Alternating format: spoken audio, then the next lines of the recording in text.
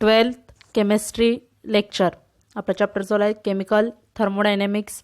त्याच्यामध्ये आपण लास्ट लेक्चरला कन्सेप्ट ऑफ मॅक्झिमम वर्क हे बघितलं होतं. त्याचं एक्सप्रेशन राहिले ते आपण आजच्या लेक्चरमध्ये स्टडी करणार आहेत. चला तर मग आपण आजचं लेक्चर स्टार्ट करूया. Expression for the maximum work याच्यावर क्वेश्चन कसा येतो बघा. Derive the expression for the maximum work, किंवा लास्ट लेक्चरला आपण जे बघितलं कन्सेप्ट ऑफ मॅक्झिमम वर्क त्याच्यावर तुम्हाला शॉर्ट नोट पडू शकते. Write a short note on maximum work किंवा डिफाईन मॅक्झिमम वर्क असे क्वेश्चन्स असतात त्याच्यावर. Consider n mole of an ideal gas enclosed in a cylinder fitted with frictionless movable rigid piston. तर हे सगळं जास्त करून हे कन्स्ट्रक्शन सगळ्याला सेमच आहे. Consider n moles of an ideal gas. Ideal gas किती आहेत? N moles of an ideal gas enclosed in a cylinder. सिलेंडरमध्ये एनक्लोज केलं आहे. Fitted with frictionless movable rigid piston. Frictionless आणि मुव्हेबल काय असणार आहे? Rigid piston. It expands isothermally and reversibly from the initial volume V1 to final volume V2 at temperature T. आता gas काय केलं? एक्सपांड केलं आहे बघा, आयसोथर्मली अँड रिव्हर्सिबली. जसं एक्सपांड झालं isothermally and reversibly from initial volume V1 to final volume V2 at temperature T. The expansion takes place in a number of steps as illustrated in. तर expansion कसं झालं बघूया. आता हे डायग्राममध्ये तुम्हाला दाखवले नंबर ऑफ स्टेप्समध्ये. स्टेप 1, स्टेप 2, स्टेप 3 आणि पुढं काय सांगितले? कंटिन्यू. आता जो पहिला व्हॉल्यूम तुमचा काय V1 आहे, वरती जो n number of moles of gas. तर हे n नंबरचे जो व्हॉल्यूम असेल गॅसचा त्याचा n नंबर ऑफ मोल्स म्हणजे जो मास आहे त्याचं n number of moles enclosed in a cylinder. ह्या सिलेंडरमध्ये काय झालं? ते एनक्लोज झाले. Fitted with friction movable rigid पिस्टननं काय केलंय? ते फिट केले. त्यानंतर आपला जो इनिशियल व्हॉल्यूम आहे तो काय V1 आहे. मग प्रत्येक स्टेपमध्ये व्हॉल्यूम काय होतं तुमचा? थोडा वाढत जातोय बघा. तुम्हाला दिसतंय DV1 D, हा बघा DV असा दिसतोय का व्हॉल्यूम? असं काय झालं? थोडं प्रत्येक ह्याच्यामध्ये थोडा व्हॉल्यूम काय केलं गेलं? वाढत गेलं. अशा नंबर ऑफ स्टेप्स होतात तेव्हा कुठं तुमचा लास्टचा व्हॉल्यूम कुठं होतं? V1 टू V2 ला होतो. म्हणजे एक स्मॉल चेंज व्हॉल्यूममध्ये काय होतो? डेरिव्हेटिव्ह. आपण कशाने दाखवतो डेरिव्हेटिव्ह? म्हणजे स्मॉल चेंज. प्रत्येक स्टेपमध्ये व्हॉल्यूममध्ये काय होतं? थोडा चेंज होतो, थोडा एक्सपांड होतो, थोडा एक्सपांड होत जातो. आणि लास्टला एखाद्या शेवटच्या स्टेपमध्ये तुमची जी लास्ट स्टेप होईल त्याच्यामध्ये काय करतो? Volume V1 to V2 he stage काय करतो? ॲक्वायर करतो. मग सुरुवातीला तुमचं कसं स्टेप 1 मधनं स्टेप 2, स्टेप 3 मध्ये जाताना काय होतं? तर एकदम स्मॉल चेंज. तुम्हाला डायग्राममध्ये पण दिसते बघा, एकदम स्मॉल चेंज दाखवलं आहे. DV म्हणजे त्यातला डिफरन्स एकदम स्मॉल चेंज आहे. स्मॉल चेंज होतो व्हॉल्यूममध्ये. आणि ही स्टेप नंबर ऑफ स्टेपमध्ये ही काय होते? प्रोसेस होते. दाखवलं ही डायग्राम बघा. Reversible expansion. During each step the external pressure P external is made infinity smaller than the pressure P of the gas. आता प्रत्येक स्टेपमध्ये एक्सटर्नल प्रेशरमध्ये जे P एक्सटर्नल आहे काय? Smaller than the pressure of the gas. Smaller असल्यामुळे काय होतो? Gas expand होतो. जर जास्त असलं तर काय झालं असतं? कॉन्ट्रॅक्ट झालं असतं. कमी असल्यामुळे गॅस काय होतोय? एक्सपांड होतोय. With a gradual removal of mass from the piston. आता जे पिस्टनमधलं जे मास आहे ग्रॅड्युअल काय केले? रिमूव्ह केलं. आता बघा डायग्राममध्ये ऐका डायग्राममध्ये जे मास आहे पिस्टनचं, हे बघा इथं जे पिस्टनचं मास दिसते तुम्हाला दिसते का बघा? किती टोटल जास्त मास आहे इथं. जे पिस्टनचं मास लावलंय ते काय तर जास्त आहे. त्यानंतरचं हे बघा इथं थोडं कमी केलंय. त्याच्यानंतर इथं हे दोन्हीकडचे वरचं थोडं इथलं एका साईडचं कमी केलंय. ह्या याच्यामध्ये जरा काय केलंय?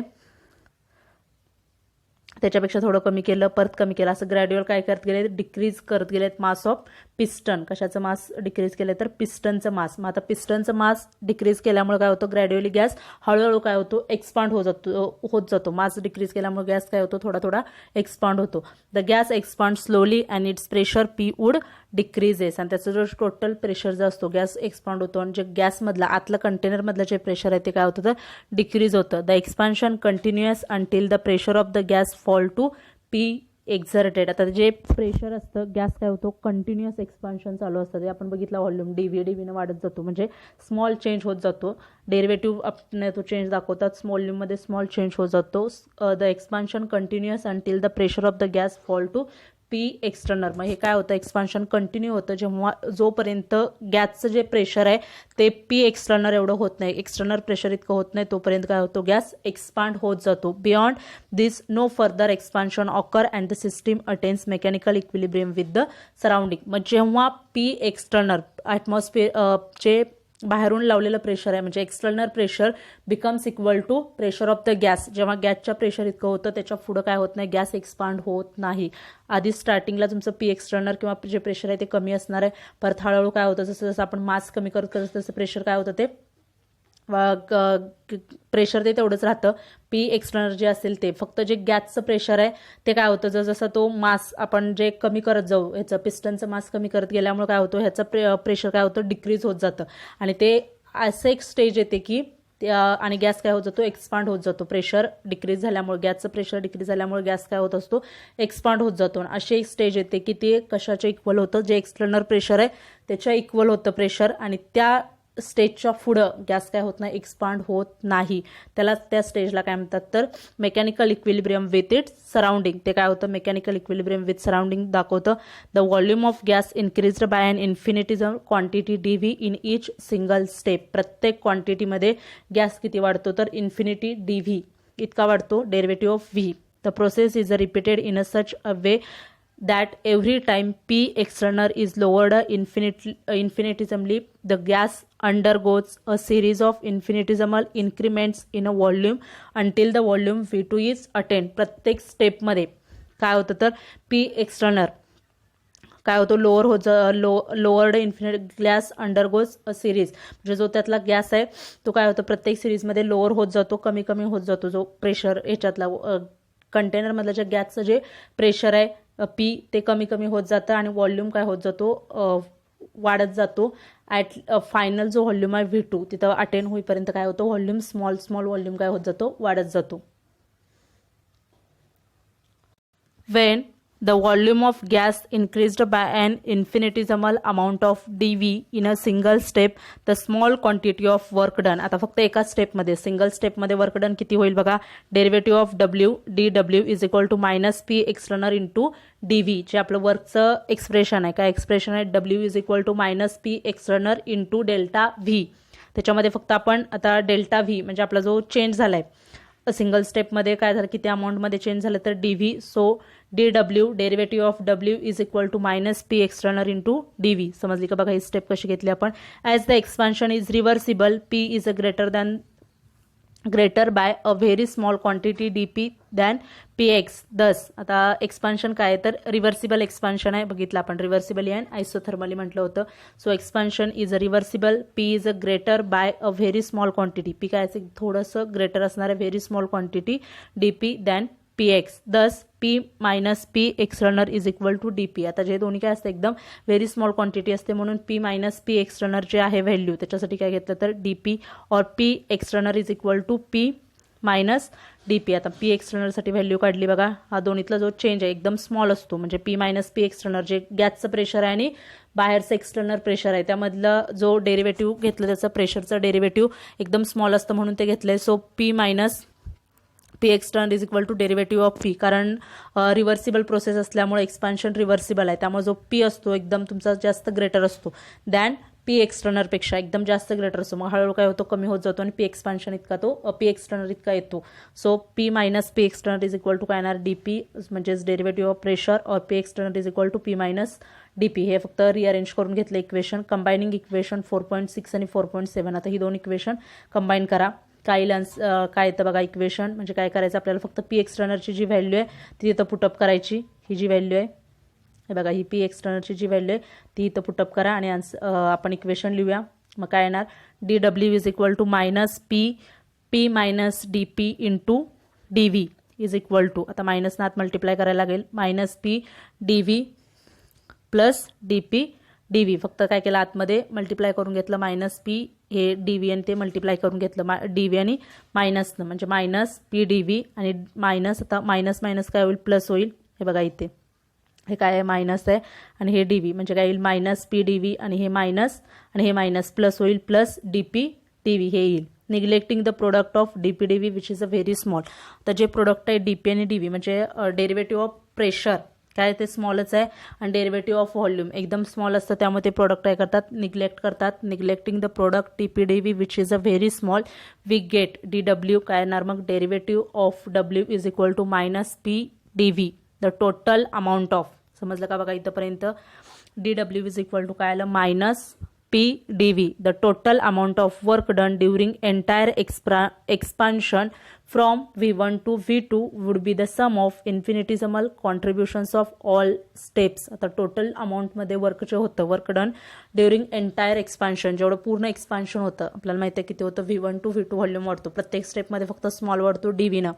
So total amount of work done during entire expansion from volume V1 to V2 would be the sum of infinitesimal contributions of all step. ते काय असणार आहे, प्रत्येक स्टेपचं काय असेल, कॉन्ट्रीब्युशन असेल. The total work is obtained by integrating the equation. So total आता ते फक्त आपण एका स्टेपसाठी काढले, DW is equal to minus PDV. मग त्याला काय करायला पाहिजे, आता आपण सगळ्या स्टेपचं त्याच्यामध्ये ऍड करायला पाहिजे. मग स्टेप किती आहेत तर इन्फिनिटी स्टेप्स आहेत, कारण कंटिन्यू स्टेप पुढं कंटिन्यू होत जाते, इन्फिनिटी स्टेप्स आहेत त्याच्यामध्ये. मग ते काय करतात, त्याला इंटिग्रेटिंग द इक्वेशन, त्या इक्वेशनला काय करायचं तर इंटिग्रेट करायचं. हे जे इक्वेशन आहे त्याला काय करणार आपण, इंटिग्रेट करणार between the limits initial and final state. Integrate the equation between the limits of initial and final state. This is maximum work, the expansion being reversible. Thus काय केलं, जे आपलं इक्वेशन आहे त्याला फक्त इंटिग्रेट केलं विदिन फायनल आणि initial states. मग काय येणार, घेतलं बघा इंटिग्रेशन ऑफ DW,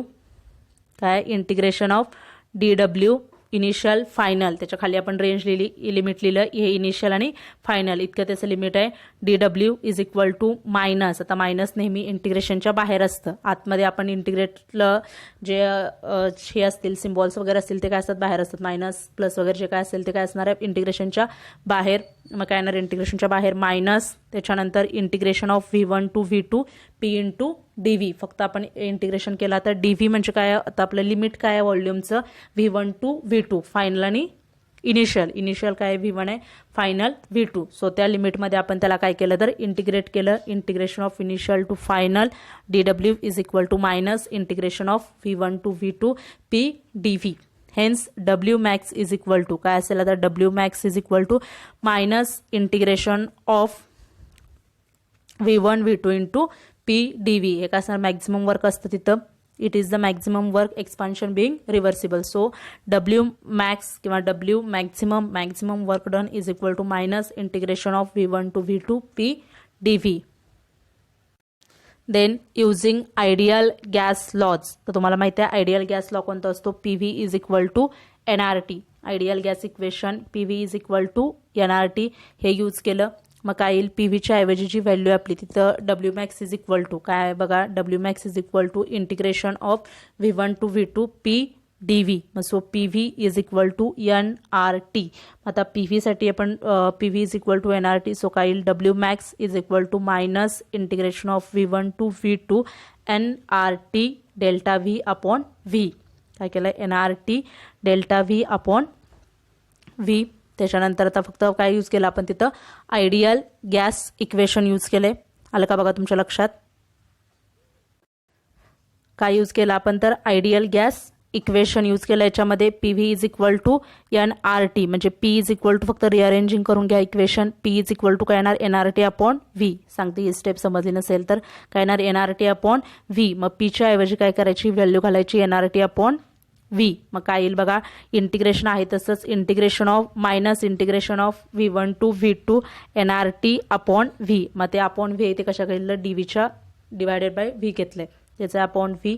देन आता पुढं काय होईल, मायनस NRT. आता जे कॉन्स्टंट आहेत ते काय करतो आपण इंटिग्रेशनच्या बाहेर, इंटिग्रेशनचे रूल्स आहेत, कॉन्स्टंट जे असतील ते इंटिग्रेशनच्या बाहेर. ॲट कॉन्स्टंट टेम्परेचर, त्यानंतर N म्हणजे नंबर ऑफ मोल्स असतात, R काय असतो गॅस कॉन्स्टंट. सो ते काय करायचं, बाहेर काढायचे. So minus NRT integration of V1 to V2 DV upon V, because T is constant. जे कॉन्स्टंट आहे ते इंटिग्रेशनच्या बाहेर काढलं, minus NRT integration of V1 to V2 derivative V किंवा DV upon V. So minus NRT ln. आता ह्याच्यामध्ये आपण काय करतो, नॅचरल लॉग जे असतं लॅन, जेव्हा इंटिग्रेशन हे काढायचं असतं इंटिग्रेशन, त्याचं इंटिग्रेट लिहायचं असतं इंटिग्रेशन. तेव्हा काय करतात तर जे तुमचं नॅचरल लॉग आहे त्या लॉगमध्ये काय केलं जातं ते कन्व्हर्ट केलं जातं. सो लॅन नॅचरल लॉग घेतलं minus NRT ln V into V1 to V2 within limits. हे काय घेतलेत तर त्याच्यामध्ये लिमिट्स. बघा ही स्टेप समजली का? हा इंटिग्रेशन जो आहे आपलं इंटिग्रेशन ते काढण्यासाठी पहिल्यांदा काय केलं ते फक्त आतमधले आपण कॉन्स्टंट बाहेर काढले मायनस NRT आणि आता इंटिग्रेशन त्याचं लिहिताना dV/V ते काय अशामध्ये कन्वर्ट होतं तर नॅचरल लॉग त्याला म्हणतात लॅन वापरतात natural log LAN V into कशाचं आहे आता फक्त हे dV आणि V आहे म्हणजे व्हॉल्यूमचं आहे. So ln V1 to V2. आता आत लॅननं मल्टिप्लाय करा काय होतं बघा minus NRT ln V2 minus ln V1 final minus initial करायचं final minus initial. So minus NRT ln V2 minus ln V1. So NRT minus NRT आता तुम्हाला लॉगचे रूल्स माहीत असतील. मायनस असेल तर आपण काय करतो डिव्हाइड करतो, प्लस असेल तर मल्टिप्लाय करतो. मग आता इथं LAN V2 minus ln V1 आहे मग काय येईल minus NRT ln V2 upon V1. आता जर लॅनला लॉग टू द बेस 10 मध्ये आणायचं असेल तर कशानं मल्टिप्लाय करायचं 2.303 न मल्टिप्लाय केलं तर ते कशामध्ये येतं तर लॉग टू द बेस 10च्या फॉर्ममध्ये येतं. So minus 2.303 NRT log to the base 10 V2 upon V1. समजलं का बघा इथंपर्यंत स्टेप. मला वाटतं इथून पहिल्यांदा कॉन्स्टंट जो आतमध्ये असेल तो इंटिग्रेशनच्या बाहेर काढायचा. ते बाहेर काढल्यानंतर integration of V1 V2 dV/V येतं. परत काय करायचं ते नॅचरलमध्ये आणायचं नॅचरल लॉगच्या फॉर्ममध्ये. काय येणार लॅन ब्रॅकेटमध्ये V1 टू V2. परत ते आपण लॅनचं आतमध्ये मल्टिप्लाय केलं तर काय होणार minus NRT ln V2 minus ln V1. आता मायनस आहे म्हटलं काय होणार डिव्हाइड होणार तुमचं लॉगमध्ये. So minus NRT ln V2 upon V1 आणि लॅन जे नॅचरल लॉग आहे त्याला लॉग टू द बेस 10 ह्या फॉर्ममध्ये आणण्यासाठी काय करायचं तर 2.303 न मल्टिप्लाय करायचं फक्त. मग काय येईल minus 2.303 NRT log to the base 10 V2 upon V1. आता at constant temperature P1 V1 is equal to P2 V2. कोणता लॉ आहे सांगा हा बॉइल्स लॉ. कॉन्स्टंट टेम्परेचरला at constant temperature pressure is inversely proportional to volume. त्यामुळे ते तो law आहे तो P1 V1 is equal to P2 V2 और V2 upon V1 is equal to P1 upon P2. हे केलं फक्त इक्वेशन तिथं आपण हे पण पुटअप करू शकतो. म्हणजे हा लॉ आहे तो P1 V1 is equal to P2 V2. मग काय येणार V2 अपॉन V1 म्हणजे हा जो तुमचा V2 आहे V2च्या इकडे काय होईल डिवाइडमध्ये आल्यावर V1 येईल आणि हे P1 इकडे येईल P1 upon P2. So V2 upon V1 is equal to P1 upon P2. ही पण व्हॅल्यू आपण इथं पुटअप करू शकतो. V2 अपॉन V1च्या ऐवजी P1 अपॉन P2. तेही इक्वेशन काय होतं तुमचं इथं येऊ शकतं. Replacing V2 upon V1 in equation by P1 upon P2 we get. आता काय होणार आपण ते फक्त रिप्लेस करून लिहिले तर काय येईल तिथं log to the base 10 P1 upon P2. तिथं बेस 10 राहिले ते तिथं करेक्शन करा. Minus 2.303 NRT log to the base 10 इथं 10 पाहिजे log to the base 10 P1 upon P2. हे दोन्ही एक्सप्रेशन कशाचे आहेत तर मॅक्झिमम वर्क W मॅक्स जर V1 असेल तर V2 अपॉन V1 असतं. प्रेशर असेल तर P1 अपॉन P2. एवढाच डिफरन्स आहे बाकीचं सगळं सेम आहे. जर इथं फक्त डिफरन्स आहे बघा. जर प्रेशर असेल तर P1 अपॉन P2 म्हणजे आधी इनिशियल घ्यायचं नंतर फायनल घ्यायचं डिव्हाइडमध्ये. P1 काय असतं इनिशियल असतं P2 फायनल असतं. जर व्हॉल्यूम असेल तर वरती कोणता येतो तुमचा फायनल व्हॉल्यूम येतो V2 अपॉन V1. लक्षात राहील बघा हे W मॅक्सचं equation minus 2.303 NRT log to the base 10 P1 upon P2 किंवा minus 2.303 NRT log to the base 10 V2 upon V1. ह्याच्यावर CET नीटला खूप क्वेश्चन्स असतात किंवा तुमच्या रेग्युलर आपल्या स्टेट बोर्डला पण ह्या इक्वेशनवर प्रॉब्लेम्स येतात. तर खाली प्रॉब्लेम आहे बघूया आपण तो प्रॉब्लेम कसा आहे ते बघा. 2 moles of an ideal gas are expanded isothermally and reversibly from 2 liter to 3 liter at 300 Kelvin. Calculate the work done. आता मला वाटतं तुम्हाला प्रॉब्लेम पण समजला असेल. काय काय फक्त गिव्हन लिहून घ्यायचं. 2 moles of an ideal gas are expanded isothermally आणि रिव्हर्सिबली म्हटले. 2 moles ऑफ आयडियल गॅस म्हणजे एन काय असणार तुमचे 2 moles असतील 20 लिटर टू 30 लिटर 20 ते 30 सांगितले म्हणजे 20 लिटर टू 30 लिटर. काय येणार तुमचा इनिशियल व्हॉल्यूम काय असणार आहे V1 20 V2 काय असेल 30 त्यानंतर 300 केल्विन ते काय असेल temperature T. Calculate the work done. Formula माहिती आहे आपल्याला तर व्हॉल्यूमचा वापरायचा. प्रेशर दिला असतं तर प्रेशरचा वापरायचा. मग व्हॉल्यूमचं काय वापरणार W max is equal to minus 2.303 NRT log to the base 10 V2 upon V1 आता लिहा गिव्हन काय काय ते N2T 300 केल्विन, V1 20 लिटर, त्यानंतर V2 30 लिटर आणि R 8.314 जूल पर केल्विन पर मोल. त्याच्यावरून आपण आता equation substitution this quantities into the equation gives. आता त्या व्हॅल्यू फक्त इक्वेशनमध्ये पुटअप करा आणि आन्सर कॅल्क्युलेट करा.